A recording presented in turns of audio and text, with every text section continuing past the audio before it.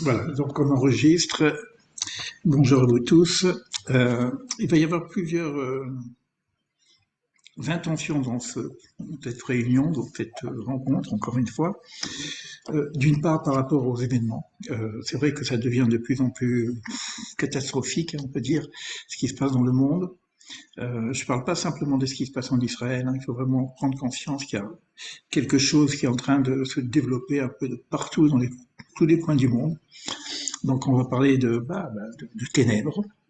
Et on sait aussi que derrière ces ténèbres, il y a aussi une lumière qui se cache. Donc la première intention, c'est de voir un petit peu, euh, pas simplement par rapport à l'événement messianique, hein, donc on sait très bien que l'événement messianique peut parler d'enfantement dans la douleur, des choses comme ça, mais d'une façon générale, euh, quand il y a une naissance, quand il y a un enfantement, quand il y a un renouveau, d'une façon générale, c'est pas tout le temps le cas, ça peut être aussi par la joie, mais d'une façon générale, ça peut passer par des moments un peu difficiles, comme ceux que nous vivons actuellement. Donc je vais prendre des textes pour essayer de commencer à creuser un petit peu derrière ces nuages pour découvrir quelques étincelles de lumière et sinon euh, peut-être en même temps commencer à organiser un certain programme de travail qui nous permettrait d'y voir un peu plus clair pendant ce temps un peu d'obscur que nous vivons et que nous allons certainement vivre peut-être encore d'une façon plus intense. Donc ça, c'est l'objectif. Ce que je vais faire, c'est que je vais ouvrir plusieurs livres, dont mes livres aussi, parce que j'ai vu que dans mes livres, il y a quand même aussi quelques indicateurs de sens pour nous aider à avancer. Et ça nous permettrait en même temps de concevoir un futur programme à deux niveaux.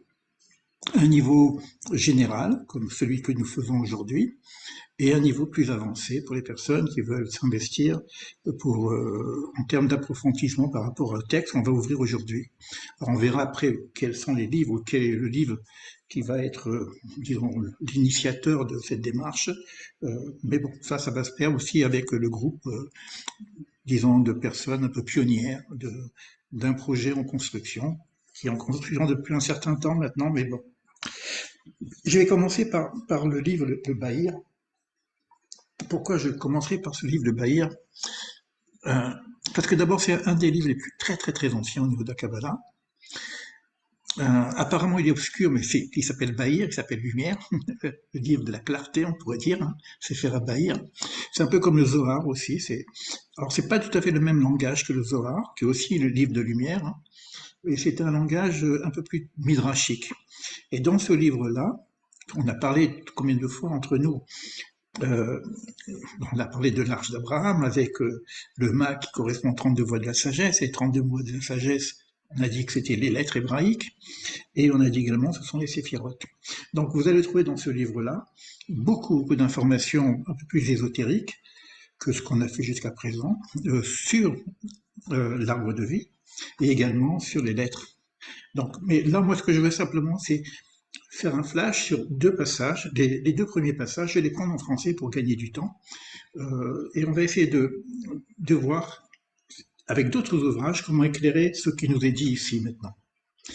Donc, c'est Rabbi Nechunia ben Hakana qui dit, il y a un verset dans Job 37-21 qui dit, mais maintenant il ne voyait plus la lumière radieuse, elle brillait dans les Sherakim. Donc on ne voit pas la lumière, mais cette lumière brille dans une forme de nuée, comme ça chez Hakim. On ne peut pas le traduire vraiment, on peut dire les cieux, mais c'est une forme de nuée qui cache la lumière. Alors devant ce verset-là, l'auteur inconnu pratiquement de ce livre-là vient nous dire, bon là c'est, en tout cas pour ce verset-là, c'est Rabbi Nehumia ben Hakana, et là il nous dit donc un autre verset des psaumes cette fois-ci, il fait de l'obscurité ce qui le cache. Et ailleurs encore, il reprend un autre verset dans les psaumes 97.2, ténèbres et brunes épaisses l'entourent. Donc on a déjà, dès le départ, quelque chose qui veut nous dire, attention, ok, c'est sombre, et on va voir au niveau de la création comment ça se présente à nous, mais derrière cette épaisseur, il y a une lumière qui est cachée. Et il amène un troisième verset pour conforter ces deux ayats qui va venir équilibrer les deux premiers, après le texte. Mais l'obscurité n'est pas obscure devant toi, et la nuit est claire comme le jour. Obscurité comme lumière. Alors, l'obscurité n'est pas obscure devant toi. C'est-à-dire qu'il n'y a pas d'obscurité dans le réel spirituel, dans le réel divin en tout cas. Il ne peut pas y avoir de l'obscurité du point de vue divin. Donc, s'il y a voile, il y a un voile du point de vue humain. Et si on rentre un petit peu, je ne vais pas le faire, mais si on prend ce texte-là et on l'étudie en profondeur, on est en train de parler ici et du processus de la création, on verra tout à l'heure avec le premier verset de la création, et on parle aussi en même temps du Tzimtzum. C'est-à-dire que cette lumière qui était trop rayonnante, trop forte, devait se réduire pour que le monde puisse être. Donc il y a une rétraction de la lumière, et quand il y a rétraction de la lumière, évidemment, si on est à la lumière, il y a de l'obscurité. Mais ça ne veut pas dire que la lumière n'existe plus. Elle se retire, elle reste dans ce qu'on appelle la lumière qui entoure. Cet espace qui est un espace en fin de compte d'obscurité. Mais on sait que dans le principe de création au niveau de la Kabbalah, de cette lumière entourante, il y aura une lumière qui reviendra dans l'espace sombre pour éclairer à nouveau le monde.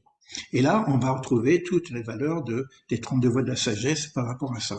Je vais très vite, hein, c'est un peu volontiers, mais je vous donne quelques flashs par rapport à comment on pourrait approfondir ces questions-là. Et ça ne veut pas simplement au niveau du livre, pas simplement au niveau de l'histoire, également à un autre niveau. C'est-à-dire qu'il y a une quête à voir, notre côté ombre, et voir dans cette côté ombre, côté épreuve que nous vivons, qu'est-ce qu'il peut y avoir comme lumière qui me fait grandir en même temps. C'est pas facile. C'est pas facile du tout, surtout ce qu'on est en train de vivre. Mais c'est le texte. Le texte vient nous dire, attention, c'est sombre, mais j'ai presque envie de dire en même temps, si la lumière qui serait en attente d'accouchement est très très forte, eh ben il faut que l'obscurité soit très forte. C'est l'équilibre de la balance. Donc cette lumière très forte qui doit se révéler, et on va voir que si c'est celle-ci qui doit se révéler, au Hachem qu'elle arrive, mais bon, on sait que ça peut passer par des choses très difficiles, et on sait qu'il s'agit de la première lumière au niveau de la création qui a été cachée et qui ne pouvait pas être encore révélée, et on n'a eu que des luminescences de cette lumière-là, mais c'est vrai qu'à la fin des temps, on aura accès à cette lumière-là. Il reprend tout de suite le deuxième verset, je reprendrai un passage aussi du Zohar par rapport à ça. Juste que je vous dis que lorsqu'on parle de ces psaumes, j'ai été voir un peu les psaumes, David, il parle, pour parler de ces lumières qui sont là, avant, je prends que le psaume 18 par exemple, il parle d'enfer, qu'il était dans un espace qui ressemblait à l'enfer, carrément. Voilà. Des malheurs m'éprouvent, des souffrances de l'enfer m'ont entouré, m'ont accueilli. Vous voyez que, et là, et c'est à ce niveau-là qu'il nous accompagne progressivement vers cette lumière qui est cachée. Le deuxième passage, c'est un passage qu'on peut retrouver de toute façon aussi dans la Bible, mais on va le revoir, on va le prendre dans les deux côtés. Il va parler donc c'est un autre rabbi maintenant, Berekia, qui dit que signifie le verset, parce que lorsqu'on regarde la création, dès le départ, que la terre est tout va bout. Le créateur qui nous crée un monde, tout va beau. Alors, il va reprendre ces deux textes, et je vais le reprendre tout à l'heure aussi, que laisse entendre ceci. Elle était déjà en tant que beau. Donc il y avait déjà quelque chose, puisqu'évidemment que quand il y a la lumière qui se retire, on appelle un espace vide, on appelle ça le Réchimou, mais c'est tout mélangé, on ne sait pas exactement, on voit rien là-dessus. Et que signifie Tohu? Donc on dit Tohu Bohu, le Tohu, quelque chose qui étonne et surprend les hommes. Mais pourquoi Bohu? Bohu, le texte veut dire quoi? Bo en lui, il y a Hu. Donc quand vous voyez Tohu, c'est le grand balagan, on ne sait pas ce qui se passe, Mais même dans ce tohu, il y a Bohu. En lui, Bo, c'est-à-dire en lui ou lui. C'est clair. Je pense qu'il y aurait... Après, bon, je ne vais pas rentrer dans le détail, il y a beaucoup de choses sur les lettres. En parlant de lettres, prenons juste pour la lettre bête, pourquoi on commence la Torah par la lettre bête?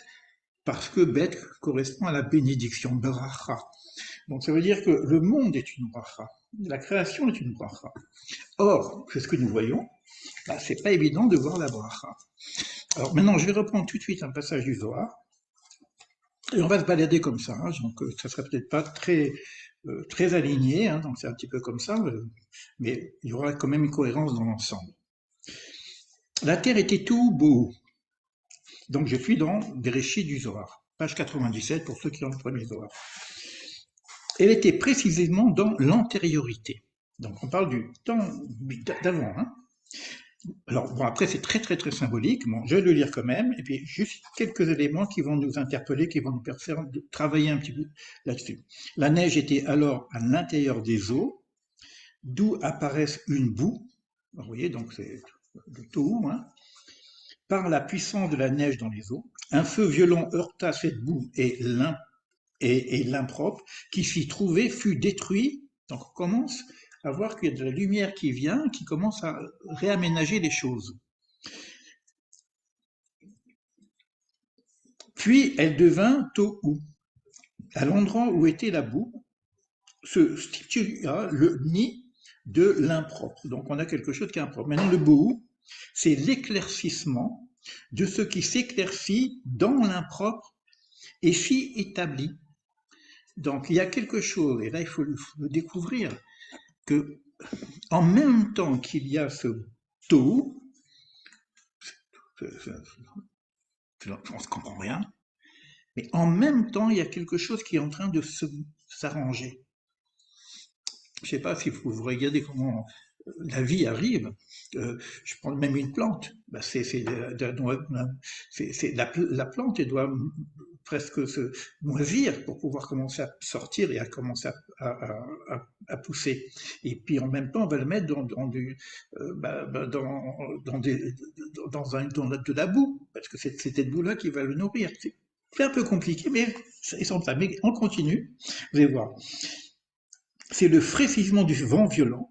Elle s'enfuit au-dessus du tohu, dans l'impropre, puis elle s'affranchit. Après, maintenant, on voit. Et vous allez voir que c'est en rapport avec l'expérience d'Eliyahu Hanavi. Alors, si je vous donne plein de choses, si vous faites les liens, vous allez voir que si on rentre là-dedans, on aura quand même quelques éclaircissements. Et je vous parlerai aussi de mon expérience personnelle, puisque j'en ai parlé dans mes livres. Le souffle d'Elohim, souffle de sainteté qui jaillit Elohim vivant. Il plane à la surface des eaux, toujours dans le texte biblique. Hein.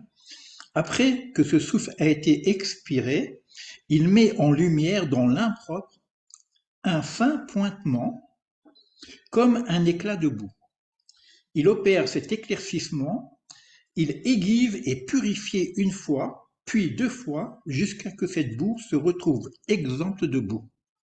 Le tohu s'éclaircit et se purifie, il en surgit un souffle grand et violent qui déchire les montagnes et brise les rochers, tel que le vit Eliyahu Hanavi. Donc ça, c'est le roi, je le reprendrai dans mon texte tout à l'heure, c'est l'expérience d'Eliyahu Hanavi où il voit tout le processus jusqu'à ce qu'on appelle le souffle du silence, où il est en contact avec ce qu'on appelle également Hachem. Donc ça va être développé d'une façon assez détaillée. Je le prends ici, toujours pareil. Donc c'est le texte d'Eliyahu. Je le reprendrai un petit peu peut-être tout à l'heure par rapport à ce que j'ai partagé de mon côté dans mes livres.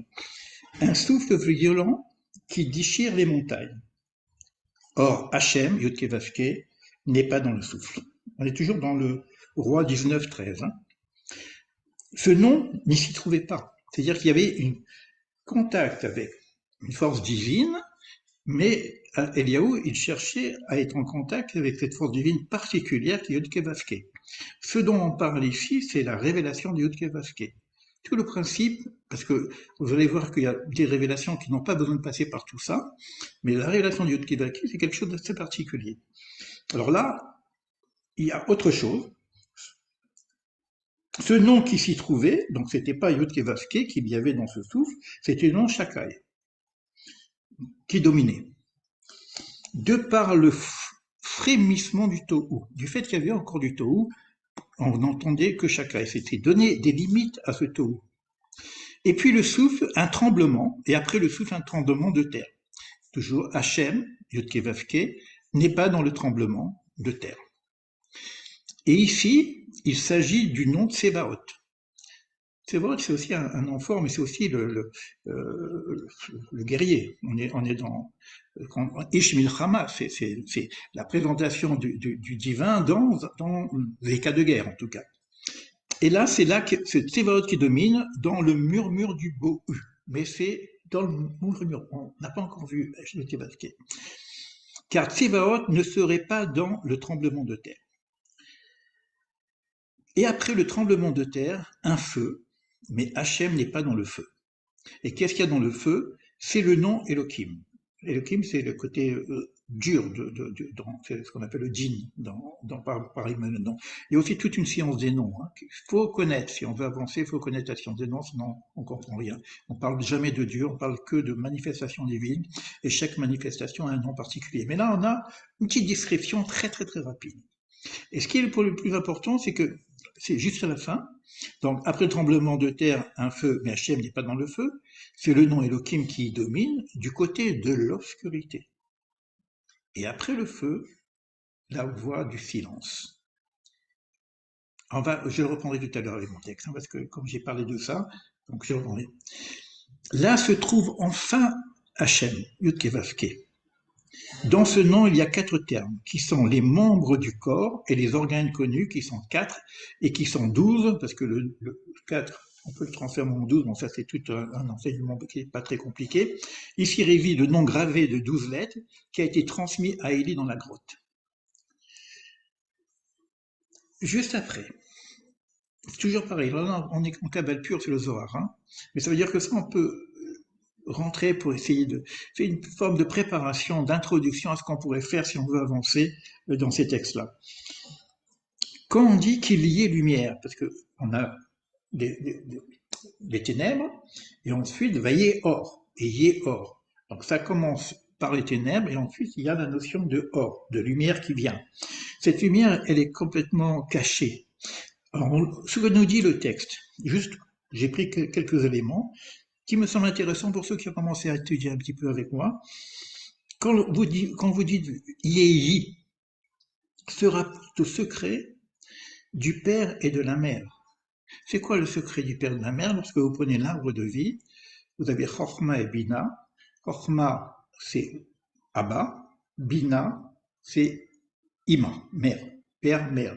Et pourquoi? Parce que le Yud de Heiye est dans Chochma et le He et dans Bina. Donc là, il dit qu'il y a déjà une première révélation du nom divin, mais qui n'est pas complet.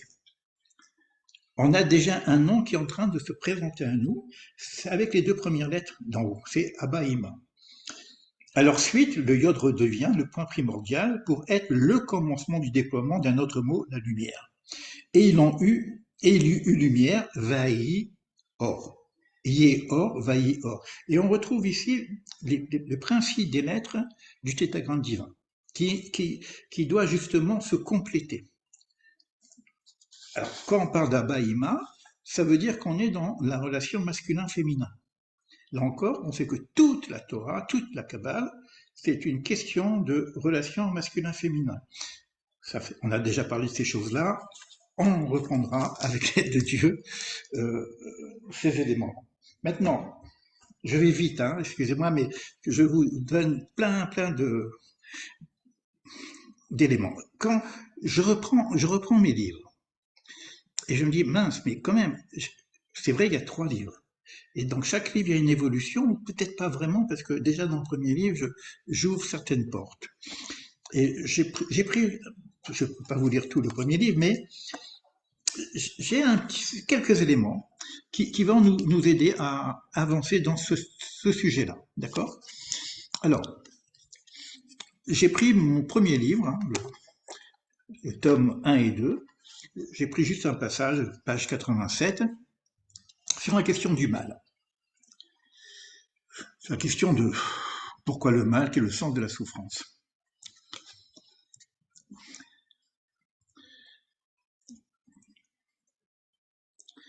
Alors, ce que j'ai écrit, pour aller plus vite, hein, j'ai appris la nécessité de sa fonction dans la création. Parce qu'il y a une création. Bara, Ra. Donc, s'il y a une création du mal, attention, on est dans le monde de la création, on n'est pas dans le monde ici. J'en profite pour dire quelque chose qui, moi, est assez important parce que il y avoir beaucoup de confusion. Quand on dit que bon, Dieu est toute chose, Dieu fait tout, etc., on peut dire que Dieu il est des deux côtés, donc on peut voir l'horreur, donc qui est-ce qui tient le couteau, on peut tomber dans des confusions terribles. Il y a une notion qui est nécessaire, on pourra comprendre pourquoi c'est nécessaire, qu'il y a le principe du rat qui soit créé. Et ce rat n'est pas mauvais en soi. C'est le principe dans le monde de la création. C'est le besoin de recevoir, c'est le côté féminin des choses, ça n'a rien à voir avec le mal ontologique que nous connaissons ici en bas. Donc le monde de la Péria, c'est le monde des principes, c'est pas notre monde. Après, quand ça descend, ça devient de plus en plus épais. Jusqu'à notre monde qu'on appelle le monde de la science, où le mal est très développé. Ça n'a rien à voir avec le Bahara. Alors c'est écrit, quand on parle de Dieu, au niveau de son émanation et de sa gouvernance, qu'on appelle la Anagatachem, la conduite divine, Barara Veosetov. C'est important. Quand il y a une action divine, l'action divine elle-même, c'est-à-dire qu'il y a une manifestation divine de l'ordre de la transcendance, de l'ordre du miracle, au-delà de la nature, c'est Osé, c'est le monde de la Asya en bas, Tov. Il n'y a pas d'action divine qui viendrait au nom de je sais pas quoi, d'une réparation ou d'un tikkun ou de punition, faire du mal. Ça ne peut pas marcher. En tout cas, c'est pas le texte. Le texte ne dit pas ça. D'accord. Après, il faut comprendre comment ce mal peut fonctionner. On a ce problème-là. Donc, moi, j'ai écrit un petit peu quelques éléments là-dessus. Ça demandera un petit peu. J'ai appris la nécessité de la fonction dans la création. J'ai appris comment un mal peut générer un bien, les épreuves, qui sont des apprentissages. Il y avait bien la foi, la Emuna, pour nous aider à comprendre. Et puis, j'ai vécu les épreuves, et puis les épreuves ont éclairé le chemin dans l'obscurité. Ça, c'est mon expérience personnelle. Alors maintenant, je discute, hein, c'est un peu dialogue, et maintenant tu sais, tout le paradoxe est là. Plus on grandit en savoir, plus on sait qu'on ne sait pas. Je vous dis ça parce qu'on va le retrouver tout à l'heure dans l'ensemble de ce qu'on fait. Il va y avoir quelque chose qui va nous manquer. C'est pas que ça y est, je sais, j'ai vécu l'épreuve, je sais que derrière l'épreuve, il y a un apprentissage, Gamzuletova, tout cela est pour le bien. Non, parce que il y a un moment donné, et on va voir cette nécessité, je vois le fil conducteur qui m'amène à ça, c'est fou, quoi. Vraiment, c'est fou, parce que je sais pas comment vous le dire, mais vous allez le comprendre, parce que quand on va arriver à la fin de ce petit déballage d'ouvrage, on va dire, non, c'est bizarre, quoi. J'ai l'impression d'avoir écrit le fil conducteur qui m'amène à ce que j'écris au début. Le début mène à la fin. Et je vais vous montrer ce qui se passe à la fin. Suivez bien, hein, je joue d'énigmes, hein. Il faut aller jusqu'au bout. Alors, on y gagne quoi? Je suis pas rival, je ne sais pas. Alors, écoutez ce que j'avais écrit. On y gagne que le premier je ne sais pas, qui est ignorance. Donc, au départ, c'est pas une ignorance. Je sais pas. Quand je sais pas. C'est de l'ignorance. Alors que le deuxième, qui vient d'une accumulation de savoir, d'expérience et de connaissances, le deuxième, je ne sais pas, est une connaissance. Comment ça? Il faut beaucoup de savoir pour le deuxième non-savoir. Gardez le notion de non-savoir. C'est vraiment ça. Quand je vois ce que je connais la suite, hein, donc ça c'est mon premier livre. C'est pour ça que quand je connais la fin, je trouve que c'est bizarre, quoi. C'est parce que tu peux en dire plus. Toute enquête traite de ce sujet. Toute enquête, puisque ce livre-là, c'était enquête sur le sens de la vie. Donc, et j'ai commencé par mon enfance, et puis bon, au fur et à mesure, j'avance. Hein. Plus nous avançons en savoir dans le cadre de la dualité, plus le sens nous échappe, car le secret est le principe d'unité. Parce que la plupart du temps, quand on réfléchit avec la tête, on ne peut pas réfléchir au niveau unité. On ne peut réfléchir que par le deux. La dualité, oui, non. Ça ne peut pas marcher. Le mental ne sait pas réfléchir. Donc, plus j'avance en connaissance duelle, plus je m'écarte du principe unique. Alors, la question pourquoi est-ce un secret? Car l'unité nous échappe, ce que je viens de dire. Alors, en tournant rond. En quoi l'unité nous échappe? Si un n'est pas deux, qu'est-ce qu'on fait avec le mal? Qu'est-ce que tu veux dire par là? Un n'est pas le chiffre 1. C'est-à-dire, l'unité n'est pas l'uniformité. Tu nous entraînes au chapitre Dieu 1.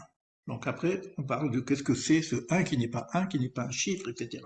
Et c'est vrai qu'un des secrets de la Torah, c'est la connaissance du 1. Parce que Dieu lui-même, on ne peut pas le connaître. On va connaître tout Kevaské, mais pas dans son essence. On va connaître à un moment donné, connaître, naître avec. C'est pas une connaissance mentale, parce que la connaissance mentale ne peut être que duel. Donc il y aura une possibilité pour nous d'accéder à un moment donné à ce 1, ce qu'on appelle Echad. Et on a vu qu'Echad égale Ahava, que c'est en rapport avec l'amour, etc. Ça, c'est pour le premier livre. Quand je prends le deuxième livre,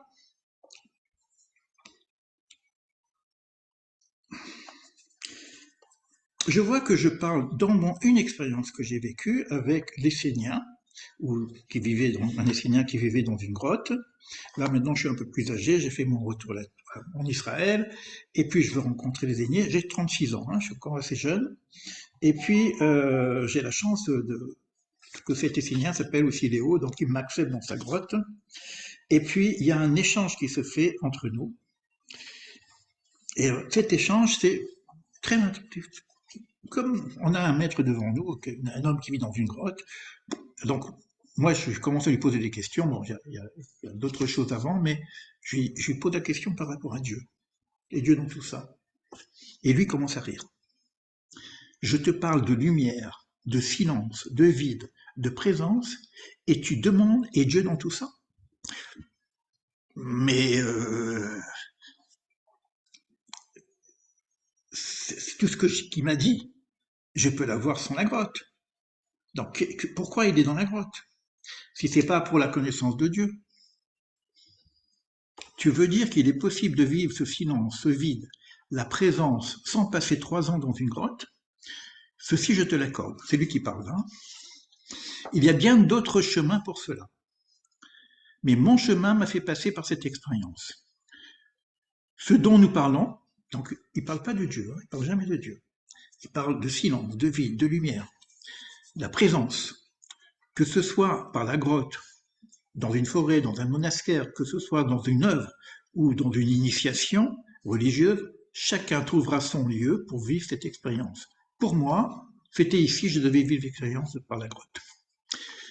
Alors je me pose la question, pourquoi tu ris lorsque j'ai dit « et Dieu dans tout ça » ? Tu veux dire un bonhomme avec une grande barbe blanche qui nous envoie des douceurs quand nous sommes gentils? Bon. Bien sûr que non, évidemment. J'ai à peine le temps de dire non qu'il reprend. Tu comprends? Quand tu dis « et Dieu dans tout ça », ça n'a pas de sens. Alors je dis pourquoi? Parce que tu ne sais pas ce que tu dis quand tu dis Dieu. Même la question elle-même, moi j'arrête pas de poser cette question, même si je ne sais pas quand je dis ce que je veux dire, et Dieu dans tout ça, ça n'a pas de sens non plus. Alors je connais ce discours. Pour l'avoir expérimenté, puisque je parle que de ça dans mes livres aussi, je voulais juste savoir ce que Dieu était pour lui. Mais il est vrai qu'il n'utilisait jamais ce mot-là. Pourquoi? Parce que ce mot-là peut nous amener à des confusions. Parce que ça passe par des cartes ou des références ou des croyances qui fait que j'ai une image de Dieu, et puis donc dès que j'ai une image de Dieu, c'est plus Dieu. Mais alors, puisque tu poses la question sur Dieu, qu'en est-il pour toi? Il me pose la question à moi. Là, je souris, je me tais, parce que j'ai compris. Il ne dit rien et ferme les yeux. Alors, il faut voir la suite, c'est ça qui est clair. Écoute. Ben, j'attends, il dit rien. Il dit écoute, j'écoute. Ouais. Il dit rien. Ferme les yeux et écoute. Ben, j'ai compris. Je me tais, je ferme les yeux, j'écoute. J'entends le souffle du vent. J'entends le silence dans le souffle. J'entends une musicalité dans le souffle du vent. C'est comme ça que j'ai été initié à l'écoute du silence. C'est la seule chose qui a du sens dans cette expérience du retrait, me dit-il. Accéder au silence. Il n'y a pas besoin de vivre 3 ans dans une grotte pour le vivre. Il suffit d'être en retrait, c'est fort, hein, c'est ce qu'il dit, hein. Il suffit d'être en retrait et se taire. C'est-à-dire qu'on peut le faire n'importe où. Simplement être en retrait et se taire. Arrêter le mental. Alors je dis c'est-à-dire, et il répond, tu sais de quoi je parle. Donc, comme j'avais fait la Yebaïta, on a beaucoup discuté avant, hein, de toutes les expériences que j'avais pu faire avant. Faire taire le mental, ok. Ça nous le savons. Mais j'entends autre chose. Et il me dit, tu t'appelles Élie aussi. Je dis oui, oui, en effet. Eh ben, il s'appelle Léo et il me dit, moi, je m'appelle Elisha. Et dans la Bible, Elisha, c'est le disciple d'Élie. Quand j'ai lu dans la Bible sa relation avec le prophète, j'ai compris que je devais vivre l'expérience du silence. Tu parles de l'expérience d'Élie le prophète dans la grotte de Carmel. Léo Elisha me sort une Bible et reprend le passage dont j'ai parlé tout à l'heure. Élie entre dans la grotte où il passe la nuit et voici que la voix divine s'adressa en lui disant « Que fais-tu là, Élie ?» La voix reprit « Sors et tiens-toi sur la montagne pour attendre le Seigneur. » Quand on parle du Seigneur, on cherche Yud-Keh-Vav-Keh, hein. Devant lui un vent intense et le vent s'entr'ouvrant les monts et brisant les rochers, mais dans ce vent n'était point le Seigneur. Donc Yud-Keh-Vav-Keh. Dans le vent une forte secousse, le Seigneur n'y était pas encore. Puis la secousse, un feu, le Seigneur n'était pas dans le feu. Après, un doux et subtil murmure, ce qu'on appelle Kol Demama Daka. Kol Demama Daka. C'est pas comment on peut traduire cette chose-là. Mais voilà, donc il y a quelque chose qui, dans ce silence, c'est un murmure, une musicalité qui a une connexion. C'est-à-dire qu'on n'a pas une connaissance de dire je sais que c'est, voilà, c'est ça, c'est ça. Non. Il y a une connexion qui se fait et il y a une présence qui s'installe dans ce silence. Alors, aussitôt Élie le perçut, il se couvrit le visage de son manteau, il alla se placer à l'entrée de la cabane, et une voix lui arriva qui lui disait « Que fais-tu là, Élie ?» etc. Là, il me dit « Tu comprends ?» Kol Demama Daka, silence. Et là, il dit « C'est quand j'ai lu ça que j'ai compris que je devais faire l'expérience du silence. » Ça, c'est pour ce qu'on a vu tout à l'heure. On a lu le Zohar. J'ai beaucoup parlé d'Abraham. Je ne vais pas refaire tout ce que j'ai dit sur Abraham, l'Arche d'Abraham, etc. Mais j'ai lu un texte du Zohar, et je l'ai écrit, page 205 de mon deuxième livre. J'ai lu le Zohar et j'ai pleuré. Je ne vais pas vous lire le texte, je vais juste le passage du Zohar. Écoutez, homme au cœur endurci. Abraham désirait s'approcher du Saint béni soit-il. Il s'en approcha et lui fit remis les 100 clés de bénédiction quotidienne pour parachever les degrés suprêmes selon la valeur numérique du mot Lech Lecha, va pour toi. Combien de fois j'ai dit qu'on peut rien faire, surtout au niveau spirituel, même si on a un projet comme, bon, quand je parle de l'Arche d'Abraham, etc., si le travail ne se fait pas sur nous-mêmes. L'air va vers toi. Cette connaissance de soi qui dépasse largement la connaissance socratique, philosophique, c'est l'essence de soi-même. Ben Adam, la Hatzmo, l'homme vis-à-vis de l'essence de soi-même. Donc ça, c'est un premier, ça commence par ça. Après, on aura la relation avec l'autre. Ben Adam, la Chavero, l'autre, le Chaver. Je peux pas être simplement seul dans ma grotte, pour donner cet exemple, parce que même lui-même, il est sorti de la grotte, il a même été rencontrer mon maître, et qu'il a voulu rencontrer Manitou, et je ne sais pas ce qui s'est passé entre les deux, mais il s'est passé quelque chose. Et après, Ben Adam Namakom, l'homme vis-à-vis de Dieu. Donc il y a un processus, il y a un démarrage, l'Erlera, vers le pays que je t'indiquerai, on ne sait pas encore où c'est.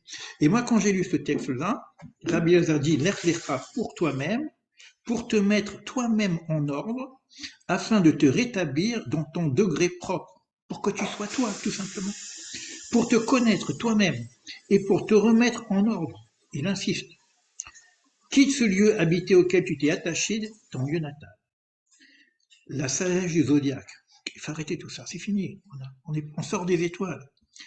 Ton ascendant, c'est fini, tu passes à autre chose. La maison de ton père, tes repères. Même s'il y a en toi un gage de réussite sociale, lâche tout ça. Mais attends, il parle de nous, quoi. Va pour toi, pour contrebalancer, etc. Quand je lis ça, j'ai dit, mais attends, ça veut dire qu'il faut que je lâche tout. Bon, j'ai eu la chance de pouvoir... il m'a bien aidé d'ailleurs hein, pour lâcher tout, mais j'ai pleuré. Pourquoi? Parce que j'ai compris l'enjeu du lâcher-prise. J'ai compris l'enjeu du dépouillement total. J'ai dit, c'est fou, quoi. Et bon, après, j'ai fait l'expérience de ça. Mais ça veut dire que c'est un engagement énorme. Quelqu'un qui veut rentrer dans cette lumière qui est cachée derrière les ténèbres, comme on voit, évidemment, tant qu'il est dans la relation avec l'extériorité, il ne peut pas. Mais l'extériorité qu'il voit, c'est aussi son intériorité intérieure. Donc s'il arrive à lâcher son extériorité intérieure, ben, il aurait peut-être accès à quelque chose dont on parle depuis tout à l'heure. Mon dernier livre. D'abord, j'ai écrit quelque chose. C'est cohérent tout ce que j'ai dit. Hein. Il y a un fil. Moi, quand je parle du projet Sens, j'ai trouvé son fil, sa connexion avec ce fil qui parle d'un point qui est notre naissance jusqu'à notre devenir. Fil d'Ariane qu'on parle. Il faut savoir pourquoi on est là, quoi. J'ai écrit, parce que des fois il y a des écritures automatiques, je l'ai mis, je l'ai remis, bon, osez le nous, etc. Mais je ne sais pas comment j'ai écrit ça, mais quand je le relis, je sais qu'il y a quelque chose derrière qu'on doit creuser. Est-ce que c'est en rapport avec tout ce que je suis en train de dire? Tout est amour, mais le monde est en guerre. C'est clair, hein? Derrière les nuages, le soleil brille. Je suis en train de redire ce qu'on vient de dire tout à l'heure. Le monde se protège de la pluie. Et les plantes s'épanouissent. Nous, on a peur de la pluie, mais les plantes sont contentes. D'ailleurs, quand il y a eu le Covid, pour la nature, c'est génial. Hein. Plus d'avions, plus de rue, plus rien, on est tous confinés. Et les plantes, ils ont plus bon, en tout cas, bon. Les plantes s'épanouissent. Il nous faut revenir au cœur. Alors, si on prend le cœur, le petit ferret, le petit HF, je sais pas. Pour comprendre le ruissellement des eaux. Je reprends les eaux qu'il y a au départ. Je crois qu'on va en parler tout à l'heure. En chemin, comprendre l'histoire et répondre au pourquoi. Pas pourquoi en termes de cause, j'ai séparé le pourquoi. Le cachet demande à être connu. Mais il n'y a pas d'homme pour labourer le champ. Les puits sont fermés et attendent les bergers pour l'union des eaux. Écriture automatique que j'ai écrit, je ne sais même plus dans quel livre, je l'ai remis dans mon dernier livre, j'ai écrit quelque part, je crois le premier ou le deuxième, je ne sais plus. Je continue. Après une expérience un peu science-fiction, il y a un livre qui m'interpelle. J'ai eu la chance, parce que je suis libéré d'une épreuve incroyable, avec une phrase, et que je retrouve par hasard cette phrase dans un livre qui est ici. Guananata, un maître spirituel du pays de Taboul. C'est bon, un grand maître spirituel qui parle de l'Advaita, de la non-dualité, etc. Et puis, j'ai pris la photo, parce que bon, comme l'expérience était tellement énorme que je retrouve cette phrase, simplement, je vais le reprendre tout à l'heure, pour vous montrer de quoi ça parle.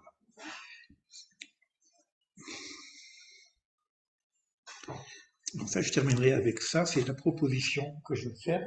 Alors, je vais prendre le texte lui-même. Donc, juste que je vous dis que cette phrase, parce qu'on a parlé du non-savoir, cette phrase qu'on m'a donnée, je ne raconte pas l'histoire, vous la trouver dans le livre, pour me libérer d'une situation infernale, que j'appelle la prison de l'obscur, mais il y a aussi derrière la lumière dans les ténèbres, parce que dans cette prison d'obscur, j'ai pu vivre la lumière dans les ténèbres, je l'ai expérimenté, et j'en parle suffisamment dans ce livre-là, il y a les deux passages, et la phrase qui devait me libérer, qui m'a été donnée, et que j'ai retrouvée par hasard dans ce livre-là, c'est tout ce que je sais, je l'ai déjà dit, et je n'ai rien ajouté. On arrive bien à quelque chose qui est en rapport avec le non-savoir. D'accord? Quand je lis ce texte-là, je retrouve la même phrase, tout ce que je sais, je l'ai déjà dit, il n'y a rien au-delà. Mais quand j'analyse ce texte, parce que j'ai repris pour casser, je l'ai trouvé par hasard sur 1000 livres, j'ai sorti le livre comme ça par hasard, j'ai ouvert ce page par page, je tombe vraiment sur cette phrase-là, c'est pas possible. Le jour où je suis libéré, par cette phrase-là, je retrouve la phrase comme ça par hasard. C'est quoi ce truc? Mais quand j'analyse, et c'est là, c'est puissant, par rapport à tout ce qu'on est en train de faire, on est en train de parler d'Abraham. C'est quoi Abraham? C'est celui qui est passé de l'autre côté de la rive. Mais pour passer de l'autre côté de la rive, il faut lâcher le connu pour découvrir l'inconnu. C'est clair ce que je dis. Hein, là, ce qu'il dit. Tu nous as fait passer sur l'autre rive, au-delà du non-savoir. Un truc de fou, quoi. S'il n'y a pas des signes avec ça, c'est énorme. Je vous raconte pas tous les signes qu'il y a derrière, mais de l'autre côté de la rive, au-delà du non-savoir, c'est-à-dire que Abraham qui passe de l'autre côté de la rive et qui devient le passeur pour nous, c'est-à-dire qu'on passe d'un savoir à un non-savoir pour arriver à connaître quoi? Tu nous as fait passer de l'autre côté de la rive. C'est énorme. Bon, après, bon, je ne vais pas parler de tout le livre. Tout le livre, c'est de la Vaïta, c'est la connaissance de. Quand j'ai commencé à avancer, je fais cette expérience de dépouillement, tout ça, j'ai fait une expérience de dépouillement avec, quand je suis parti avec un seul livre. C'est un livre sur Aurobindo et Krishnamurti, qui n'a rien à voir avec ce qu'on a parlé, mais je voulais travailler sur cet ego qui nous accompagne tout le temps, jusqu'à même l'ego spirituel. Hein. Je reprends juste une phrase, tout revient au travail sur l'ego. Il nous faut découvrir le fonctionnement de ces différentes facettes de l'ego avec ses besoins existentiels jusqu'à la quête spirituelle sous son masque égotique que même la quête spirituelle peut avoir, mais souvent. Il y a un masque égotique, c'est-à-dire ce qu'on appelle l'ego spirituel. Et on nous fait une proposition. Je voudrais parler de cette proposition parce que c'est peut-être une petite étape de ce qu'on pourrait faire éventuellement dans ce que je parle de l'Arche d'Abraham. C'est Aurobindo et Krishnamurti, bon, c'est un texte qui a été écrit par Dominique Schmitz, qui s'appelle Le Nouvel Homme selon Sri Aurobindo et Krishnamurti, que je n'ai pas, on me l'a prêté, je l'ai lu, j'ai dit, bon, je pars en dépouillement avec ça, et puis je vois ce que ça donne. Il dit, par rapport à ce qui se passe aujourd'hui de la confusion des langues, puisqu'Abraham, il est face à la confusion des langues, par rapport à ce qui se passe par rapport aux divisions à cause des religions. Alors, souvent on a l'impression que la religion nous divise et nous met en guerre. On voit bien qu'aujourd'hui on est une guerre métaphysique qui est aussi en rapport avec les religions. Alors, Sri Aurobindo, qui est un grand maître, et moi j'ai fait beaucoup de rapports entre la Kabbale et Sri Aurobindo, et Krishnamurti qui a pris du recul par rapport à tout ce qui est religion. Qu'est-ce qu'il propose? Il devrait exister des classes de gens qui n'appartiennent ni au gouvernement, ni à la société, qui seraient hors de celle-ci, de manière à ce qu'ils puissent agir en tant que guides. Ce seraient des êtres purs, des prophètes, capables de nous éclairer lorsque vous détenez de fausses valeurs. Seule la présence d'un tel groupe, plein d'entrain, intelligence active pourrait apporter espoir et salut à l'humanité.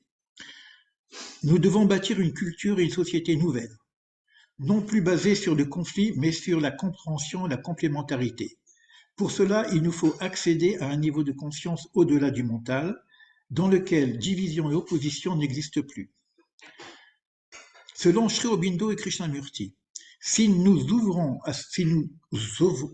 cette aventure, de la conscience, aventure de la conscience, c'est joli, prêt à comprendre les vérités qui sous-entendent notre existence, il est impératif que nous réservions un temps considérable à cette recherche et que nous nous dégageons des valeurs secondaires de l'avoir sur lesquelles notre société actuelle est organisée.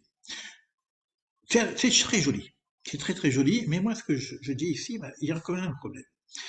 C'est très marginal, on peut parler des écosystèmes qui existent aujourd'hui, des autonomies, des gens qui ont une spiritualité laïque, etc. Mais c'est tellement marginal que le religieux, il va dire, bon, mais ça va, c'est des petits marginaux, etc. Donc, pour moi, il y aura quand même encore une dualité entre le monde dit traditionnel, le monde du religieux, et puis Krishnamurti, Aurobindo, ils viennent quand même de certaines traditions ancestrales. Aurobindo, les deux viennent un peu de l'Advaita, en tout cas. Alors, qu'est-ce que je propose, moi? Je propose, je réfléchis. Il faudrait aussi qu'il y ait des individus de cette même nature au sein de chaque tradition du monde. Il y aurait ainsi des individus de type électron libre n'appartenant à aucune tradition et d'autres électrons libres au sein de chacune des traditions, et ce sont précisément ces électrons libres qui seraient vecteurs d'attraction et de rencontre entre les différentes traditions et peuples. C'est-à-dire qu'à partir du moment où tu vis une tradition, mais tu n'es pas enfermé dans le dogme, tu n'es pas enfermé dans le confinement de ta propre personne au niveau spirituel, et tu sais qu'il y a une ouverture à l'extérieur, une possibilité d'échange, etc. Donc, ces éléments-là, ces personnes qui ont un suivi traditionnel, parce que on ne veut pas tout jeter non plus, parce que le rythme apporte quelque chose, mais si je ne suis pas enfermé dans... C'est pas que je ne vis pas ma tradition, c'est je suis un électron libre à l'intérieur d'un système, mais qui n'est pas système. C'est compliqué ce que je dis, mais c'est pas grave. Et c'est cette convergence entre ces deux principes, une forme de spiritualité naturelle, spiritualité quand même, c'est pas n'importe quoi. Euh, il pourrait y avoir quelque chose, une convergence des échanges, etc. C'est un peu ce que je voulais faire avec l'Arche d'Abraham. C'est-à-dire, ce que j'ai fait jusqu'à présent, c'est de faire des rencontres plurielles de différentes personnes qui sont totalement différents au niveau de leurs principes, de leur vision du monde. Et moi, j'ai essayé pendant, je sais pas combien, 10 ans peut-être, j'ai fait des colloques, j'ai fait des voyages, etc. Puisqu'on est juif, on est dans le cadre du judaïsme, mais comment le judaïsme peut toucher l'universel? Comment je passe de la singularité, ma singularité juive, ou à l'universel? Et donc, j'interroge les gens qui sont là, on sait très bien qu'il y a un rapport spirituel, hors la goïme, on dit lumière pour les nations, qu'est-ce que je peux apporter aux nations? Donc, toute ma quête était sur ce domaine-là. Et puis, j'arrive donc à cette proposition qui est l'âge d'Abraham, j'en dis pas plus. Je vais terminer juste sur un ouvrage qui nous fait que, là, je me mets de côté pour l'instant ce programme parce qu'il peut être trop lourd, je dirais si. De toute façon, il peut être trop lourd. En plus, à chaque fois que je fais des rencontres, c'est à chaque fois des systèmes qu'on me propose et il faut que j'intègre le système. Et moi, c'est pas mon truc, c'est que une rencontre de plusieurs, pour ceux qui me connaissent, qui ont suivi mes colloques, etc., rencontre de plusieurs façons de voir les choses. L'unité n'est pas l'uniformité. Donc, c'est pas de rentrer dans un certain système. Pour moi, tout ce que j'ai lu jusqu'à présent, c'est hors système. Et je termine avec un livre qui est le Sha'arei Kedusha, les portes de Chaim Vital, qui est celui qui a écrit tout l'enseignement de l'arbre de vie du Harizal.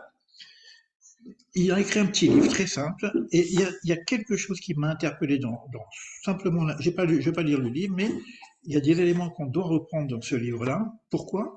Il dit chose très importante. On a à cette époque des prophètes. David lui-même, même s'il est prophète, qu'est-ce qu'il veut? Il veut ouvre mes yeux que je vois les merveilles de la Torah. Donc c'est une quête de prophétie. Et on dit que le saint bénitier les a conduits sur le chemin droit, qu'on appelle la cité habitée. Bon, c'est un terme, hein, de ce qu'on appelle les palais qui sont dans les cieux, etc. Donc on a des initiés, mais bien plus que des initiés, qui sont des prophètes. Derrière ça, après les prophètes, il y a un autre niveau, parce qu'on va descendre, descendre, descendre jusqu'à ce qu'on est là, paumé, hein, mais on va essayer de voir comment on peut remonter l'échelle. Il y a ce qu'on appelle les anciens chassidim. C'est pas les chassidim que nous connaissons aujourd'hui. Les chassides aujourd'hui, vous voyez plein de mouvements, Rabat, Breslav, etc. Je sais pas comment ça se passe dans les autres traditions, mais dans les traditions, il y a aussi de l'ésotérisme. Si je prends l'islam, on peut parler du soufisme. Si je prends Confucius, on peut parler du taoïsme, etc. Donc on a toujours des éléments, des gens qui sont... Là, on parle des anciens. Donc c'est pour ça que je prends ces cadres-là, qui sont vraiment que des anciens. Il s'agissait d'ermites. Vous voyez, on retrouve la notion d'ermite, qui cherchaient à vivre les traces des prophètes et les imiter. Vivant dans des grottes et des déserts. On peut penser aux Esséniens aussi. Ils se sont isolés de la société. Certains sont restés isolés dans leur propre maison, mais se sont comportés comme ceux du désert. C'est-à-dire qu'on n'est pas obligé d'aller dans les grottes, pour ça je vous ai dit ce truc-là, on n'est pas obligé de quitter la ville ni quitter sa famille, on peut vivre d'une façon détachée, prendre un peu de recul par rapport à ça. Jour et nuit, il ne se fait délouer le Créateur, etc. Donc il nous prend cet exemple-là qui est, donc, après les anciens racides, on a maintenant ces chercheurs de vérité. Mais ces chercheurs de vérité, qui se sont donc retirés, parce que on a ceux qui ne se retirent pas, donc ils ont un CEDER, ils ont un ordre, ils ont des enseignements, ils savent de quoi ils parlent, ils ont des rituels, etc.